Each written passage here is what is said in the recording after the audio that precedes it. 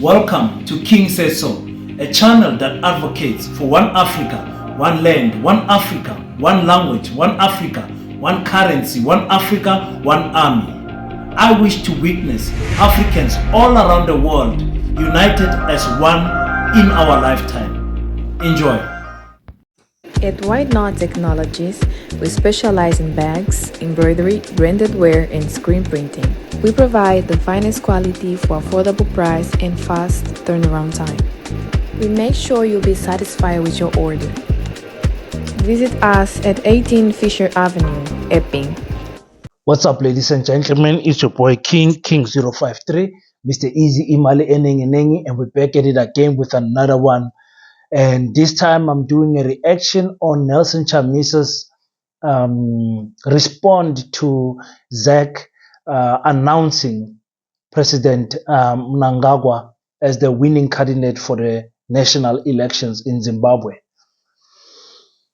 I have to take a deep breath because I need to be careful what I say on YouTube and what I say to my fellow Zimbabwean brothers and sisters.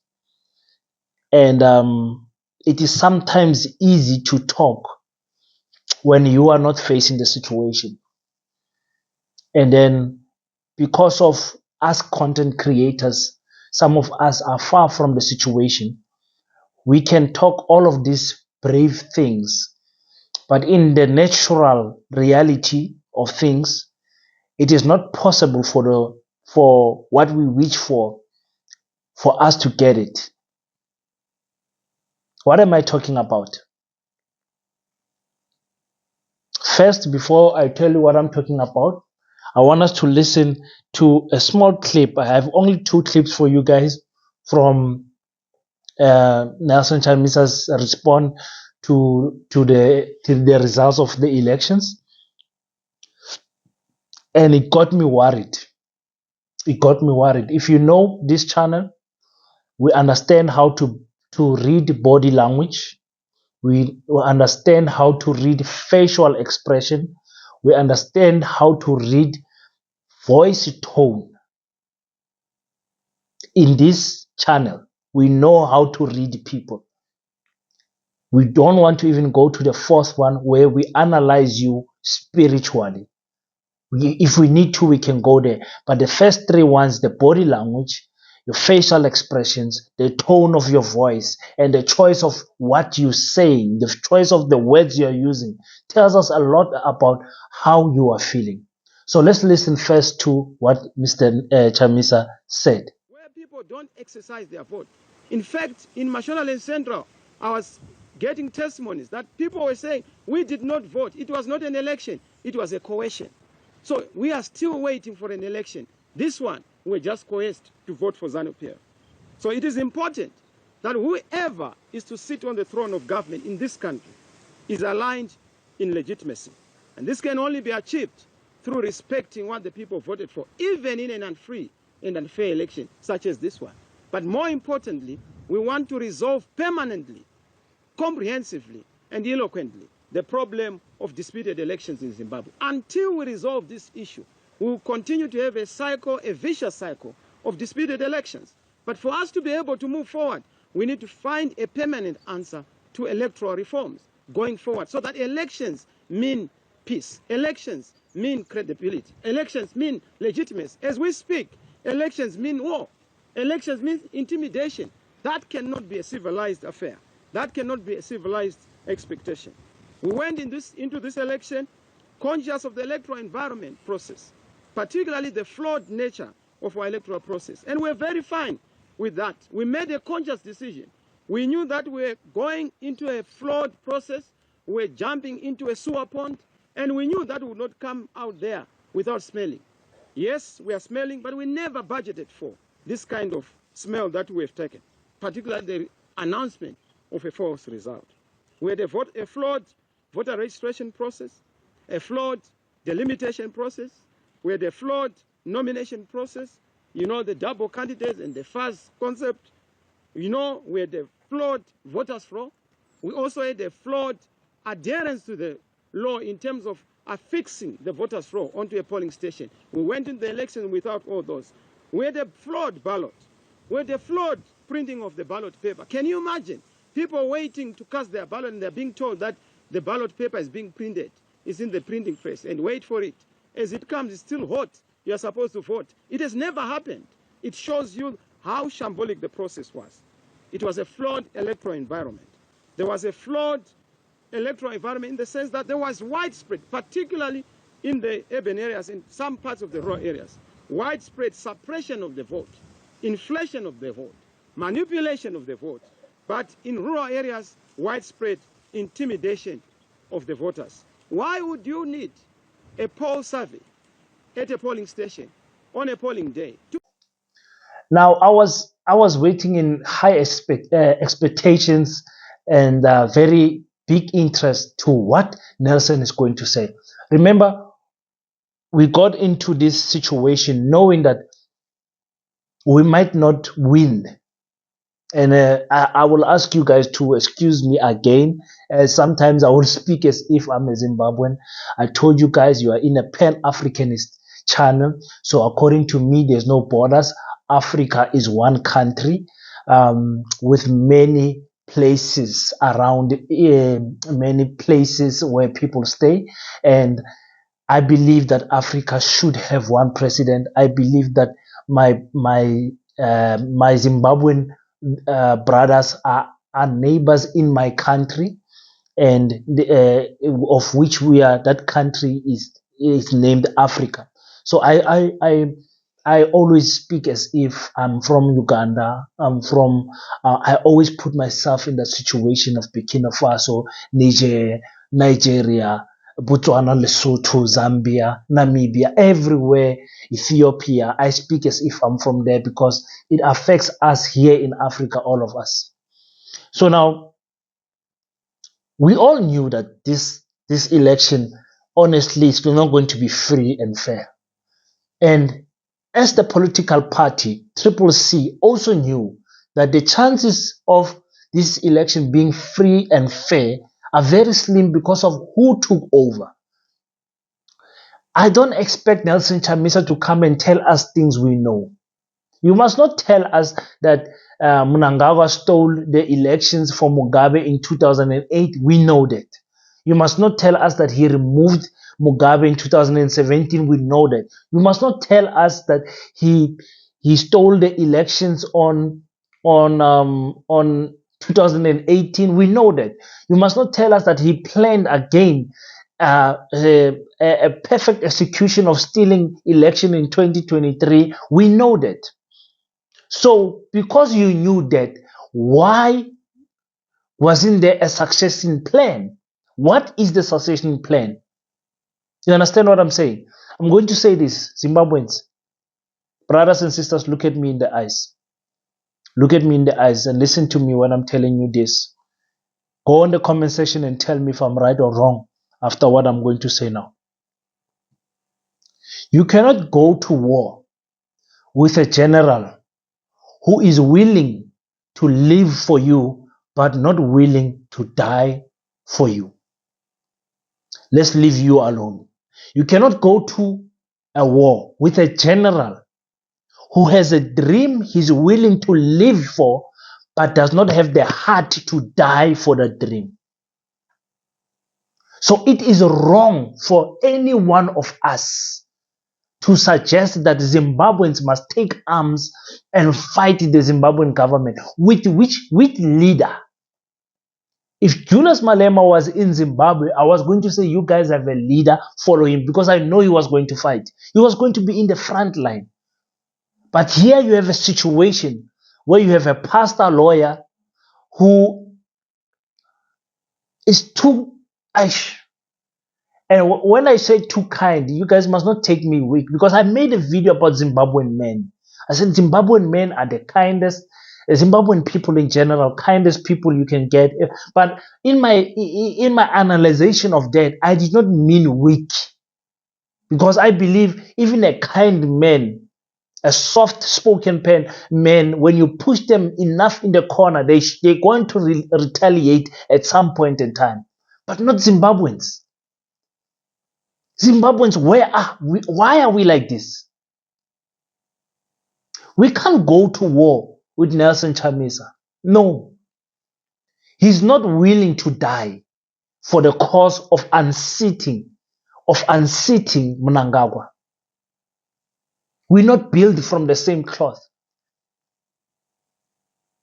In Burkina Faso, in South Africa, you guys will see next year. In Senegal, everywhere there's people that say, I would rather die than have this person as my president for one more day. It's fine. Let the army come. Let them shoot me. It's fine. I'm not going to have this person as a president again for not one more day. I'm not going to have it.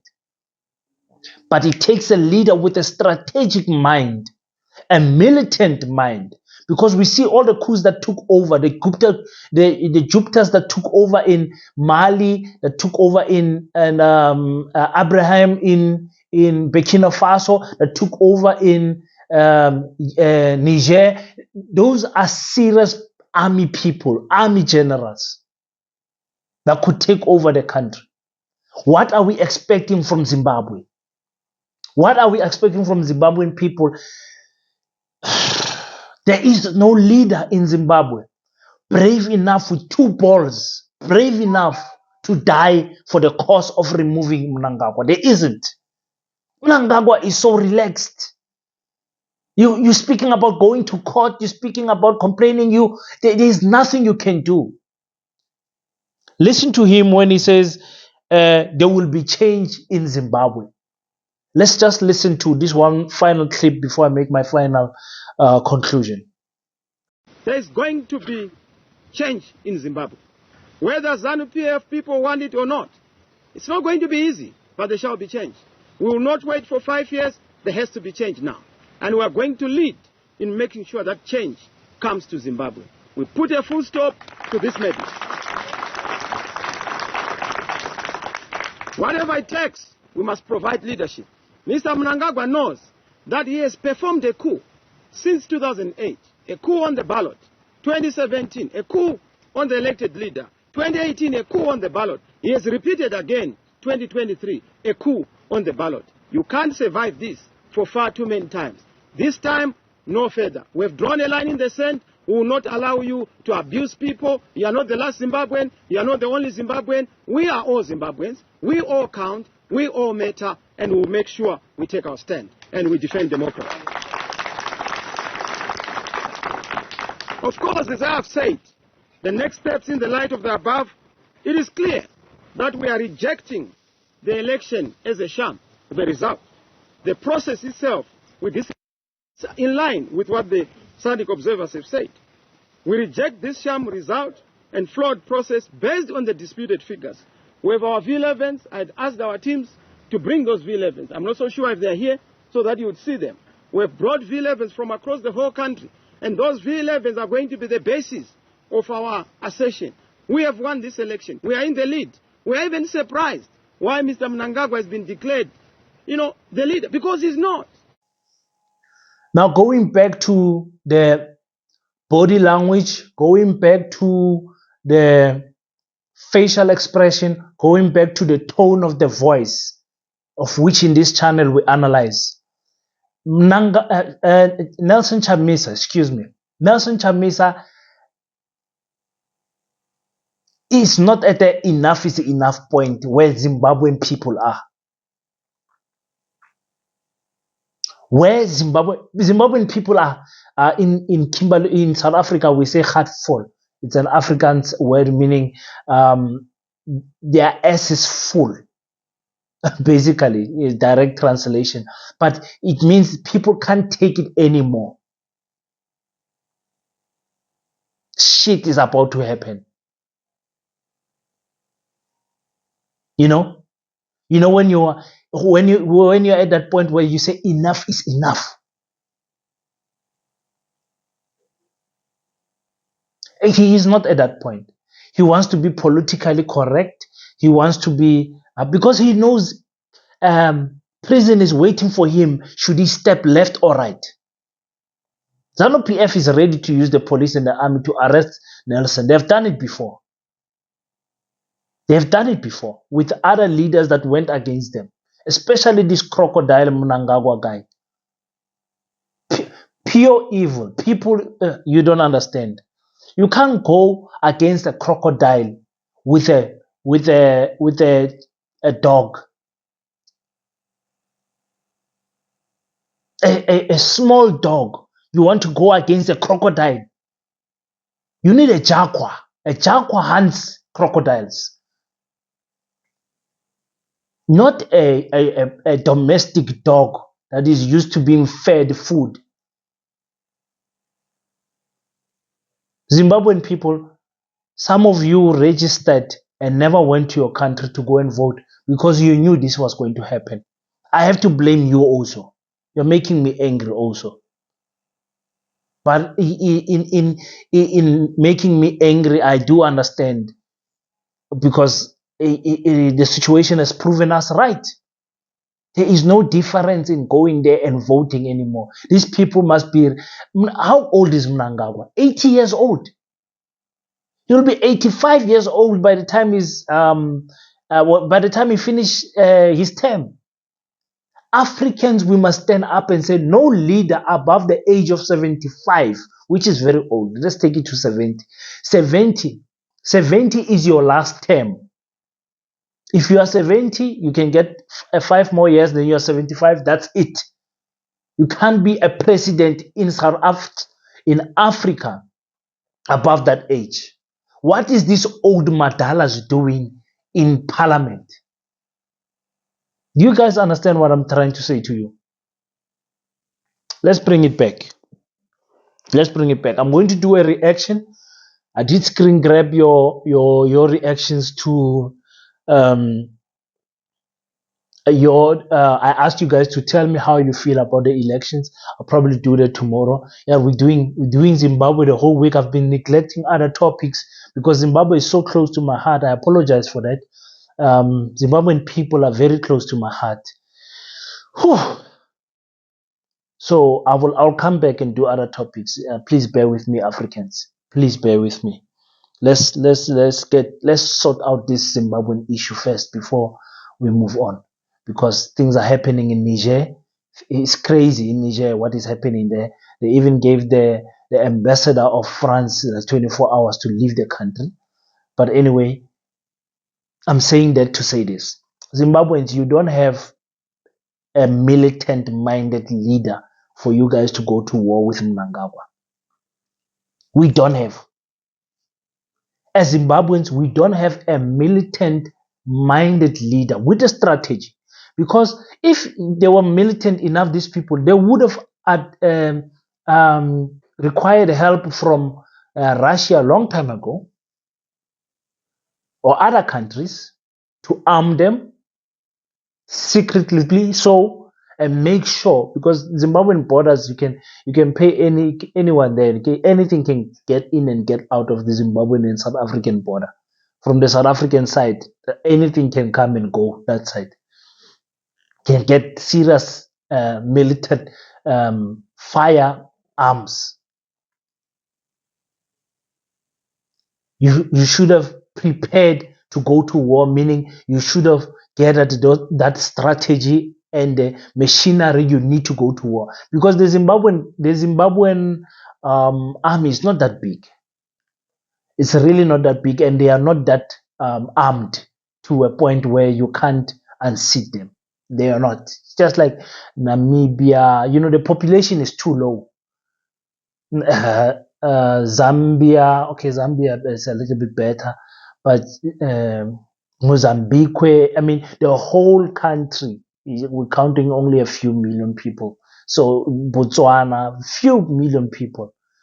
Lesotho. So the army is not that scary anyway. If the people stand up in their thousands and thousands and millions, the army can't stop them, especially if they are armed. But here in the situation that we find ourselves in this situation right now, we don't have a militant-minded leader that can lead us to war. Go on the comment section and tell me if I'm right or wrong. I'm always open for correction. Always. Nobody knows everything. Still a young man. Still a young man. So my elders, speak to us on the comment section. Is there a militant-minded leader in Zimbabwe willing to live for the dream to dethrone Mnangagwa and also preparing to die for that dream? Is there such a person in Zimbabwe? Zimbabwean men, until when must your children struggle like this?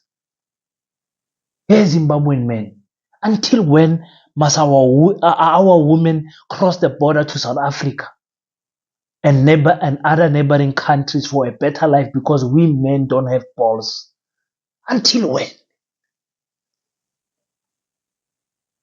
Hmm? Until when? I just want to know. Just tell us on the comment section. Until when are you going to be like this, Zimbabwean men? Nelson Chamisa is not ready for war. He did not speak anything disrespectful to the president. He did not say anything. His tone was, he was like he's in church. It was like he's preaching in church. The tone was very moderate. The body language was very moderate. Everything was so respectful. I hate it. If you want to fight, let's fight, man. If you want to fight, let's fight. If you don't want to fight, don't pretend as if you want to fight. Because I'm willing to die and I'm willing to kill. But you're playing around with people's lives. Oh, my apologies for this video for being too long. This whole week, I'll be giving you guys more content if you are new on the channel. This is an African channel. It's about African people, African situations. One Africa, one land, one Africa, one language, one Africa, one president. I must add that, and one Africa, one army, And I strongly believe in that. People are laughing at me. You can laugh at me. It's fine. But it's possible because India has got almost the same population as Africa, around 1.2, 1.3 billion people. They have one president. China also has the same amount of population as almost the same as Africa. They have one president. Only one president from China. The same with Africa. Africa is one country. There is no river or sea that cuts us apart. We are on one land, all of us. Well, relatively so, except for the two other smaller islands. So I'm saying to you guys to say this. If you are not being led by someone who's prepared to die for you, do not be excited because they are talking nicely to live for you. I hope you guys understand what I'm saying when I say that. Until we meet next time, don't forget to pray and know your boy Kings053 salutes you. Thank you for tuning in. If you enjoyed the content, leave your thoughts on the comment section and hit the like and subscribe button, and we will meet on the next one.